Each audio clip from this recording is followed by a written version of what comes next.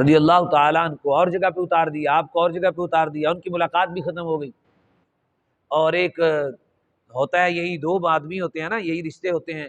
اب زمین پہ کوئی اور انسان تھا نہیں، اور جنگلات تھے سارے، اور معاملات نیا سارا سسٹم تھا، تو آپ پھر اللہ کی بارگاہ میں التجائیں کرتے، اللہ کی بارگاہ میں۔ تو قرآن کی آیت بینات میں ہے کہ اللہ نے انہیں پھر کلمات سکھائے۔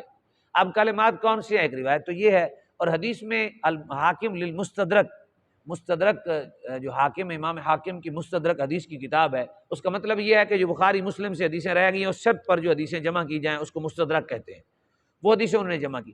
اس میں یہ حدیث پاک ہے، آپ نے پھر 300 سال کے بعد اللہ کی بارگاہ میں کہا کہ یا اللہ، میں تجھے اس نام کا واسطہ دیتا ہوں، یہ نام نبی علیہ السلام کا نام، مجھے تو اپنے کرم سے نواز دے۔ اللہ رب العزت نے پوچھا آدم یہ بتا، وہ تو کام تیرا ہو گیا، وہ تیری جو تھا ہم نے تجھے معاف کر دیا اور تیرے اوپر اپنی عنایات پھر سے شروع کر دی ہیں، یہ بتا کہ وہ نام تو نے کیسے پہچانا۔ یہ حدیث پاک میں ہے، میں نے خود پڑھی ہے حدیث، میرے پاس یہ کتاب بھی عربی کی ہے، وہ نام کیسے پہچانا۔ تو اب جو ہے نا، آدم علیہ السلام نے کہا کہ جب تو نے مجھے پیدا کیا، میرے جسم میں روح پھونکی گئی، میں نے آنکھیں کھولی تو کھلتے ہی تیرے عرش کے مجھے پائے نظر آئے، تو اس پر لکھا ہوا تھا لا الہ الا اللہ محمد الرسول اللہ۔ اور میں نے پھر وہ نام یاد کیا تھا، اب مجھے یاد ہے، میں نے کہا وہ کوئی محبوب نام ہوگا جو اتنا۔ تو پھر اس وقت اللہ نے فرمایا کہ آدم اگر یہ میں ذات کو پیدا نہ کرتا نا، یہ تیری اولاد میں سے ہے، اگر میں پیدا نہ کرتا تو میں تجھے بھی پیدا نہ کرتا اور اپنی ذات کو بھی ظاہر نہ فرماتا، تو یہ کائنات کا کچھ بھی پیدا نہ فرماتا۔ آدم علیہ السلام کی اللہ رب العزت نے دعا قبول فرمائی۔ تو آج جو ہم حج کرنے جاتے ہیں جس کو عرفات کہتے ہیں، کیا کہتے ہیں؟ عرفات کا معنی ہوتا ہے پہچاننا، کیا نام؟ مزدلفہ کا معنی ہوتا ہے قریب ہونا، کیا معنی ہوتا ہے؟ قریب ہونا۔ مزدلفہ میں حضرت حوا اور آدم علیہ السلام ہوئے قریب قریب، ٹھیک ہے جی، ایک دوسرے کے کیا ہو گئے؟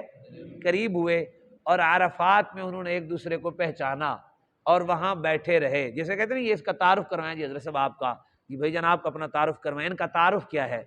تو عرفات کا مقصد یہی ہے، پہچاننا۔ آج آپ کو یہ بھی پتہ چل گیا عرفات کو عرفات کیوں کہتے ہیں اور مزدلفہ کو مزدلفہ کیوں کہتے ہیں۔ تو عرفات میں پھر آپ بیٹھے، کئی سالوں سے جدائی بھی تھی، اور ایک ہی انسان تھا، اور ایک ہی ہماری ماں جی تھی، اور انسان ہی نہیں تھے۔ تو اس وقت پھر ان کی ایک جدائی تھی، ان کو آپس میں ان کو سب سے زیادہ محبت تھی حضرت حوا کو، حضرت آدم کو۔ اس کی وجہ یہ ہے کہ وہ اول انسان تھے، اور اول وہ ذات تھی جس کو ان سے پیدا کیا گیا، تو ان کو محبت تھی بہت زیادہ۔ تو پھر ان کی ملاقات ہوئی تو وہاں ایک دوسرے کی معرفت ہوئی، ایک دوسرے کو پہچانا، وہاں بیٹھے رہے، اس لیے وہاں عبادت ضروری نہیں ہے، بیٹھنا ضروری ہے۔ عرفات میں کیا ہے؟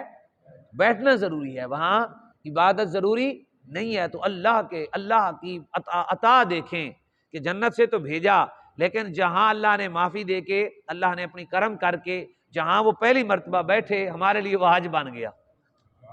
کیا بن گیا؟ تو وہ وہاں ہمارا رہنا ضروری ہو گیا۔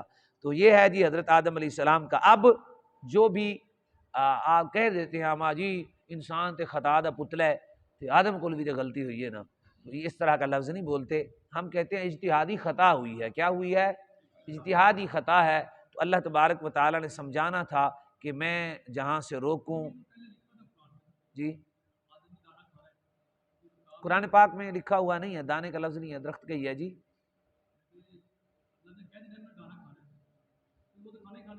بس وہ تو اللہ کی شان ہے۔ میں یہاں یہ ریکارڈنگ سسٹم بند کریں جی، میں آپ کو ایک تصوف کی بات کرتا ہوں۔